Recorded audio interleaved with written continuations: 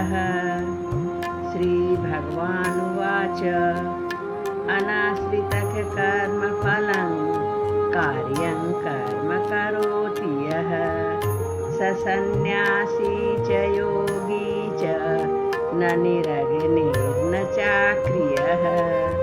यं सन्न्यासमिति प्राहुर्योगं तं विद्धि पाण्डव। न ह्यसन्न्यस्तसङ्कल्पो योगी भवति कश्चन। आरुरुक्षोर्मुनेर्योगं कर्मकारणमुच्यते। योगारूढस्य तस्यैव समख्यकारणमुच्यते। यदा हि निन्द्रियार्थेषु न कर्मष्वनुषज्यते सर्वसङ्कल्पसन्न्यासी योगारूढस्तदोच्यते। उद्धरेदात्मनात्मानं नात्मानमवसादयेत्। आत्मैव ह्यात्मनो बन्धुरात्मैव रिपुरात्मनः। बन्धुरात्मात्मनस्तस्य येनामेवात्मना जितः। अनात्मनस्तु शत्रुत्वे वर्तेतात्मैव शत्रुवत्। जितात्मनः प्रशान्तस्य परमात्मा समाहितः। शीतोष्णसुखदुःखेषु तथा मानापमानयोः। ज्ञानविज्ञानतृप्तात्मा कूटस्थो विजितेन्द्रियः। युक्त इत्युच्यते योगी समलोष्टाश्मकाञ्चनः। सुहृन्मित्रार्युदासीन मध्यस्थद्वेषबन्धुषु। साधुष्वपि च पापेषु समबुद्धिर्विशिष्यते। योगी युञ्जित सततम् आत्मानं रहसि स्थितः। एकाकीयतचित्तात्मा निराशीरपरिग्रहः। शुचौ देशे प्रतिष्ठाप्य स्थिरः माशनमात्मनः। नात्युच्छ्रितन्नातिनीचै चैलाजिनकुशोत्तरम्। तत्रैकाग्रं मनः कृत्वा यत् चित्तेन्द्रियक्रियः। उपविश्यासने योगमात्मविशुद्धये। समङ्काय शिरो ग्रीवन् धारयन्नचलं स्थिरः। सम्प्रेक्ष्य नासिकाग्रं श्वन्दिशश्चानवलोकयन्। प्रशान्तात्मा विगतभिर्ब्रह्मचारी व्रते स्थितः। मनसः संयम्य मच्चित्तो युक्त आसीत मत्परः। युञ्जनेवं सदात्मानै योगी नियतमानसः। शान्तिर्निर्वाणपरमां मत्संस्थामधिगच्छति। नात्यस्नतस्तु योगोऽस्ति न चैकान्तमनस्नतः। न चातिस्वप्नशीलस्य जाग्रतो नैव चार्जुन। युक्ताहारविहारस्य युक्तचेष्टस्य कर्मसु। युक्तस्वप्नावबोधस्य योगो भवति दुःखः। यदा विनितयचित्तम् आत्मन्येवावतिष्ठते। निःस्पृहः सर्वकामेभ्यो युक्त इत्युच्यते तदा। यथा दीपो निवातस्थो नेङ्गते सोपमा स्मृता। योगिनो यतचित्तस्य युञ्जतो योगमात्मनः। यत्रो परमते चित्तं निरुद्धं योगसेवया। यत्र चैवात्मनात्मानं पश्यन्नात्मनि तुष्यति। सुखमात्यन्तिकं यत्तद् बुद्धिग्राह्यमतीन्द्रियम्। वेत्ति यत्र न चैवायं स्थितश्चलति तत्त्वतः।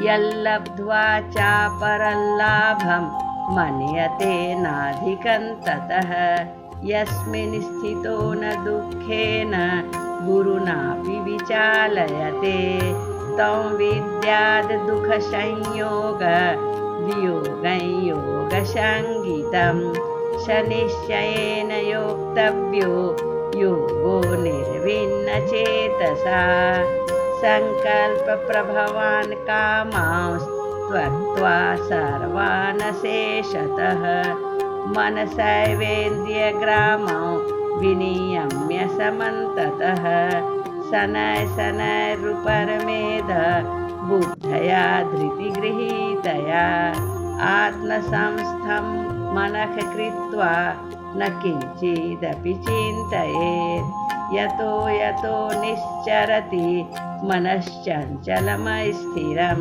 ततस्ततो नियमैतत् आत्मन्येव वशन्नयेत् प्रशान्तमनसं येन योगिनं सुखमुत्तमम् उपैति शान्तरजसं ब्रह्मभूतमकल्मषं युञ्जनेवं सदात्मानं योगी विगतकल्मषः सुखेन ब्रह्म संस्पर्शम् अत्यन्तं सुखमाश्नुते सर्वभूतस्थमात्मान् सर्वभूतानि चात्मनि ईक्षते योगयुक्तात्मा सर्वत्र समदर्शनः यो मां पश्यति सर्वत्र सर्वं च मयि पश्यति तस्याहं न प्रणश्यामि स च न मे प्रणश्यति सर्वभूतस्थितं यो मां भजत्येकत्वमास्थितः सर्वथा वर्तमानोऽपि स योगी मयि वर्तते आत्मौपम्येन सर्वत्र शमः पश्यति योऽर्जुन सुखं वा यदि वा दुःखं स योगी परमो मतः अर्जुन उवाच योऽयं योगस्त्वया प्रोक्तस्साम्येन मधुसूदन एतस्याहं न पश्यामि चञ्चलत्वात् स्थितिं स्थिराम् चञ्चलं हि मनः कृष्ण प्रमाथि बलवद्दृढं तस्याहं निग्रहं मन्ये वायोरिव सुदुष्करम् श्रीभगवानुवाच असंशयमहाबाहो मनो दुर्निग्रहैचलम् अभ्यासेन तु कौन्तेय वैराग्येन च गृह्यते असंयतात्मना योगो दुष्प्राप इति मे मतिः वश्यात्मना तु यतता शक्यो वाप्तुमुपायतः अर्जुन उवाच अयति श्रद्धयोपेतो योगाच्चलितमानसः अप्राप्य योगसंसिद्धिं कां गतिं कृष्ण गच्छति कच्चिन्नो भयविभ्रष्टश्छिन्नाभ्रमिव नश्यति अप्रतिष्ठो महाबाहो विमूढो ब्रह्मणः पथि एतन्मे संशयं कृष्ण छेत्तुर्महस्य शेषतः त्वदन्यः संशयस्यास्य छेत्ता न ह्युपपद्यते श्रीभगवानुवाच पार्थ नैवेह नामुत्र विनाशस्तस्य विद्यते न हि कल्याणकृत कश्चित् दुर्गतिं तात गच्छति प्राप्य पुण्यकृतान् लोकान् उषित्वा शाश्वती क्षमा शुचिनां श्रीमताङ्गेः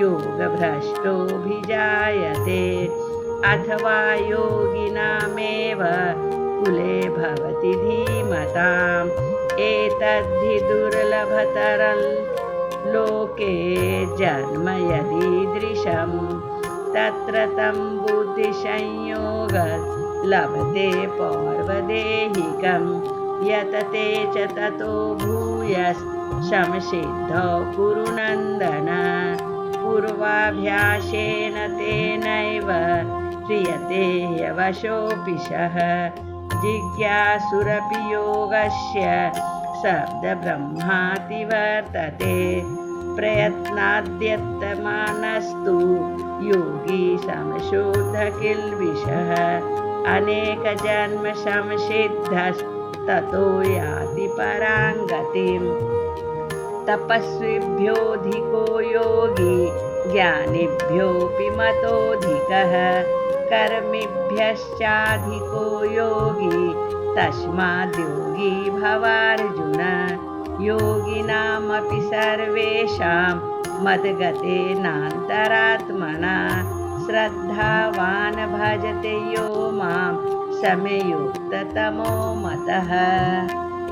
ॐ तत्सदिति श्रीमद्भगवद्गीतासु उपनिषत्सु ब्रह्मविद्यायां योगशास्त्रे श्रीकृष्ण अर्जुन संवादे आत्मसंयमयोगो नाम षष्ठोऽध्यायः। ॐ श्रीकृष्णार्पणमस्तु।